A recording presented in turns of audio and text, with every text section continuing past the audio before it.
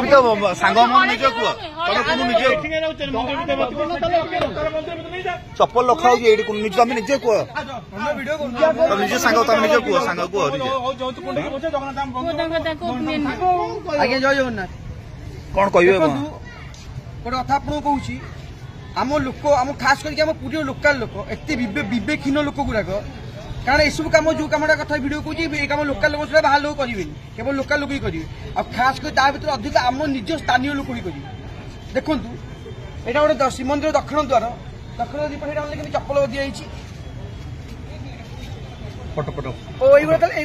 ଏଠି ଠାକୁର ପୂଜା ହଉନାହାନ୍ତି ବୋଧେ ଏଥିପାଇଁ ଆପଣ ଚପଲ ଏଠି ଥୋଇ ଦେଇଛନ୍ତି ଉପରେ ଆଜ୍ଞା ଏମାନେ ତାହେଲେ ଠାକୁର ନୁହେଁ ଦି ଜଣ ତାହେଲେ ଠାକୁର ନୁହଁ ଠାକୁର ତଳେ ଚପଲ ରଖା ହଉଛି ଆଜ୍ଞା ଦେଖନ୍ତୁ